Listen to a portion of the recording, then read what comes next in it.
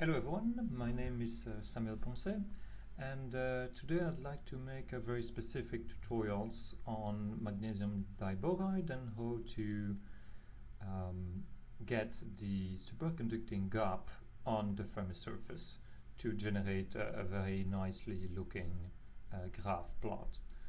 So to do that, you can go onto the EPW.org website and then to documentation, and then to tutorials, and then to MGB2. So you can follow all the tutorials here, and I'm probably going to do another video to explain all those steps to compute the superconducting properties of magnesium diboride. So in this video, I'm going to specifically focus on how to do this plot. So this plot is basically the superconducting gap, delta NK, plotted on the Fermi surface.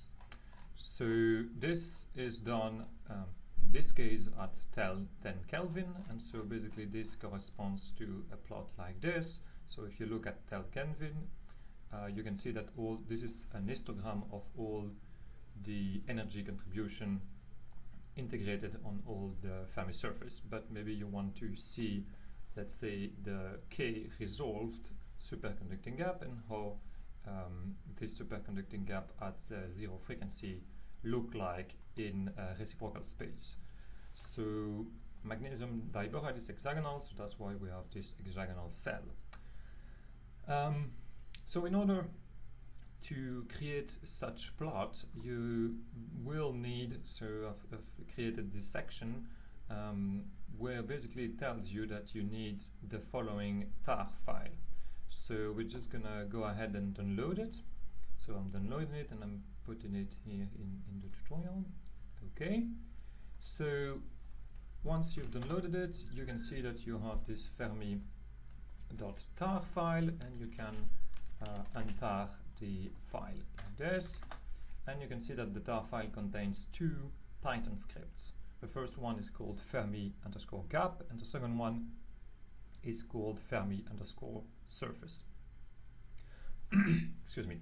So the Fermi_surface will generate the Fermi surface, and then the Fermi_gap will overlay the superconducting gap on the Fermi surface. So in order to do such plot, you need to perform a set of calculation, but mainly what you need is a non-self-consistent run, here nsf.in.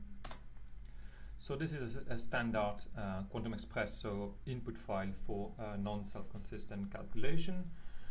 So specifically you can see that I have a 60 by 60 by 60 gamma-centered K-point grid, and we need to have this K-point grid because then my superconducting gap will be computed also on a 60 by 60 by 60 K-point grid. So you can run the Quantum Espresso with that input file, and this will give you this very big nscf.out file. So something that is quite important in the nsf.in is to specify verbosity high, because basically you want all the K-point and all the eigenenergies in the text output file.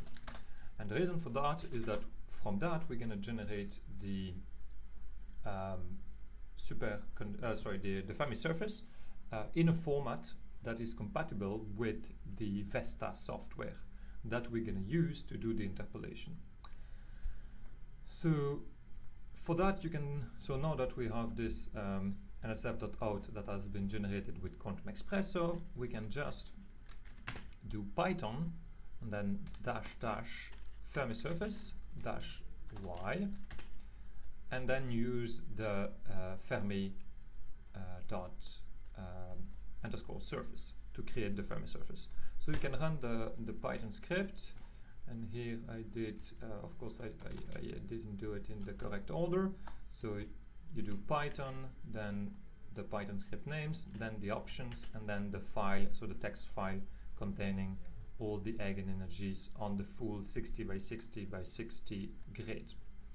So you can run this, and you can see that because we have a 60 by 60 by 60 Capon grid, this means we have 216,000 points, and so this will be okay. So you can see that basically around the Fermi level there are three bands that cross the Fermi level, and all of them have 216 K point stored. So if we now do an ls, you're going to see that we have mgb2 dot band 2, because this is the second band, dot xsf. So the xsf file is a file that can be then read inside Vesta. So you have band 2, band 3 and band 4. So we can actually we can directly do the Vesta stuff. So you just you have to download Vesta, and then you can just launch Vesta like this. Here you have the Vesta software, and then you can just open the so let's open it. So we go to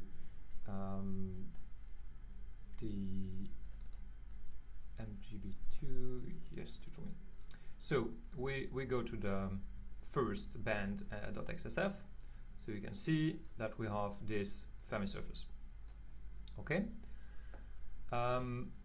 We can then add using edit and then edit data, volumetric data, and you can see here that we can add different data, so different bands. So you do import, and then you can import the band 3. So here we need to do multiply, because I have shifted, and I will show you in the script that I have shifted the Fermi level so that 0 is the Fermi level. The Fermi energy is at 0. So if we multiply 0 by 0, we'll still get 0, and we are only interested into the Fermi surface, so we can just multiply the data to get all of the data at the correct point. So we do that, and then finally we import the band 4, and we also multiply to the current data. We apply it, and we get this. So of course this doesn't look like the Fermi surface of MGB2, but then you can go to Object, Properties, and then ISO Surfaces.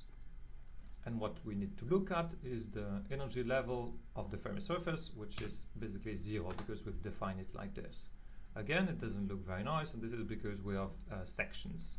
So you can remove the section just by putting the opacity to 0, so you don't see the section. So now you can see that we have a very nice, Fermi surface of MGB2. Still, there is this annoying box that you can get rid of using the edit data and then phase, and then basically you can remove this new structure by just deleting it. Apply, and then we get this very nice hexagonal Fermi surface. Okay, so once we have that, now we want to overlay the value and also interpolate the value of the superconducting gap on the Fermi surface. But first, I would like to show you a bit the script, because those scripts are actually kind of not very polished. So basically, you will have to add code to change those Python scripts to adapt them to your specific material. So this script was originally developed by Henry Lambert, and then I adapted it a bit for EPW use. So I'm gonna now go a bit through the script. So it's actually good if you can read and understand a bit the script before running it. And I will point out the part where you should update the data to your specific system. So the first one is the number of division along each axis. So we did the 60 by 60 K-point grid. So you need to change 60 by the number of K-point you're doing. Then the prefix is just used for the name of the output file, so you can change that. maximum number of band and minimum and maximum that cross the Fermi level. So in my case, band 2, 3, and 4. And then you need to also specify how to get to crystal to Cartesian data. So this data you can get from the output of PWSCF. Finally, you need to specifically specify the Fermi level here in order to shift it so that we can then multiply, as I showed before, all the data and that the zeros stay 0 basically. So I just hard-coded here, this number is my Fermi level in my case, so you would need to change that to your Fermi level. Again, you need to change this, so this is my hexagonal cell, and you need to change that by the cell that you are doing. And that's it, and then you can run it as I just did before. Now looking at the other scripts, so the Fermi underscore gap, you need to do similar changes to adapt it to your system. Again, change the 60 by 60 by your number, by the size of your K-point grid. Again, band minimum prefix the same. Here, again, the same. You need to change the crystal axis. Notice that in this case it's in one direction and in the other, so just change that to your system. So this is specific to MGB2. What else? Again, the Fermi level, and this is usually not needed. Again, this you need to change, and I think that's it. Oh yeah, and the last information is this. So you need to do manually each band that crosses the Fermi level. So in my case, there's mainly 2 bands, so I'm going to do band 1 and band 2, and I only have 2 bands because within the Fermi windows that I've used for the EPW calculation, so let me show you the EPW calculation. So this is an MGB2. All of this is false because that was a restart calculation, and then all of those are superconducting calculation. You can see that this has been done at 10 Kelvin. The mu is 0.16, and then you can see that my K-point grid is 60 by 60 by 60, and the Q is 30 by 30 by 30. Yes, so after running the EPW calculation, you will get a file similar to that one, so mgb2 dot imaginary part of the anisotropic superconducting gap on the Fermi surface, so underscore Fermi surface, and then the temperature, which in this case is 10 Kelvin. So if we open this, yes, in theory you should have a commented line that I've already deleted, so just delete the first line so that you don't have the comment. And then, so the 3 first value are the K-point coordinates, so this is gamma, the first one, and then this is the band index. So you can see that I have 2 band index. The first band that cross at gamma, and then the second one. And this is the eigenenergies. So you can see that they are degenerate, but it's not always the case. The eigenenergy associated with those bands, and then finally the superconducting gap. So you can see that at gamma I have 2 bands that cross. They have the same eigenenergies, but they have different superconducting gap. So this is in milli-eV. This is in eV. So you need to multiply by 1000 if you want to get it in milli-eV. Okay, so once you have removed the header of this file, we are ready to use the second script to generate the .xsf file that we will then be able to overlay on the Vesta file. So we do Python, in this case, --gap minus y, and then again I forgot the name of the script, so Fermi underscore gap, like this, and then finally this file. So this will again extract the data and produce the .xsf file. So you will see that we have a lot of missing key, and the reason for that is because we only have 115,000 K-point that are written in the underscore fs file. So in the SF file, it's only if we are within the f-stick, and in my case the f-stick is 1 eV. So So you can see f stick is here 1 eV. So within 1 eV, it will take all the k points that are within this 1 eV energy range. So we don't have the full 216 k point, but we only have a subset, and this is why you have missing key, but this is fine, this is not a problem. Yes, so you remember that we put band equal 1, so D means band equal 1, which means that basically the script will select all the bands that have band index 1 and will then convert them into a .xsf file. So this XSF file is called mgb2.call for color band 0. So we can move that to band 1, because you remember that was the band 1, and then we can do the same for band 2. So let's go ahead and do band 2. So we do the same, exactly the same. Oops. Yes, so we just relaunch it, but we have changed the Fermi underscore gap Python script.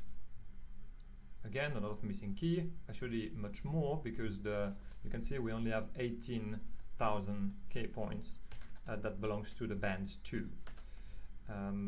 And again, you've generated this called band 0, which we're gonna rename band 2.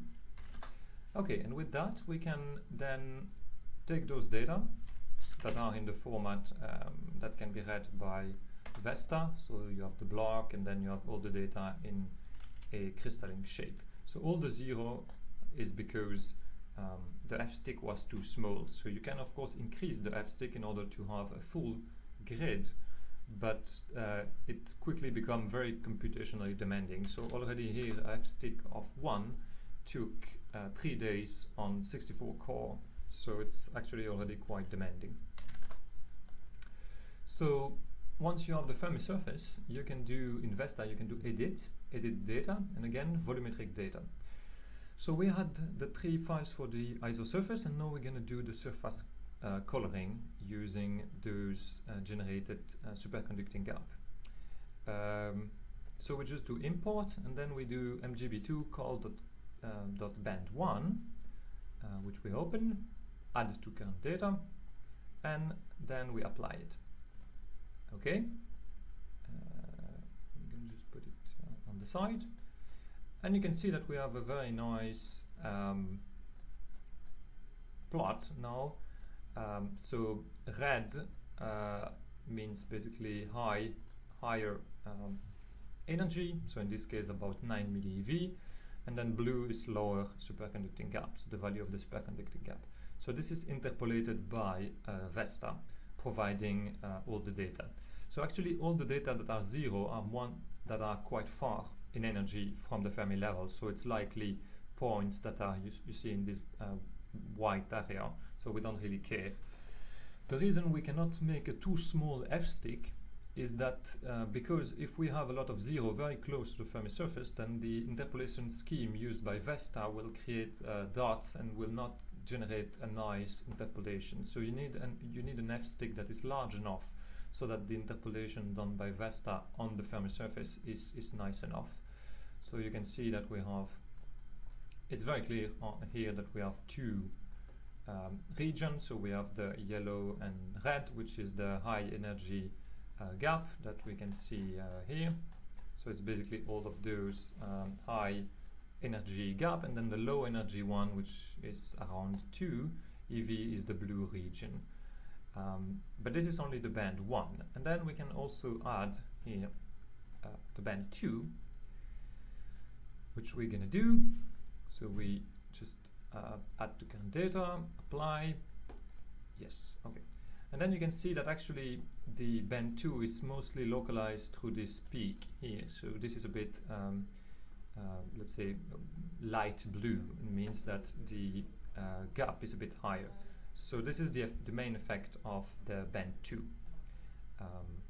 And that's it. You have your graph. You can then export it using Vesta. You can raster the file to have a nice graph. And then you need to make of course a color plot that match the data, but you can always look for the maximum and minimum value, and that is quite easy. So I hope that it helped. This is not a very polished Python script. You can just edit it and try to adapt it to your need. If you have any question, you can always use the EPW forum and I'll try to reply to it. So the EPW forum is accessible from the website. You just click on the forum here on the right side, and this will take you to the forum, and you can ask the EPW team any question you want, and also regarding the script, and I will try my best to help you. And that's it. So see you next time. Bye bye.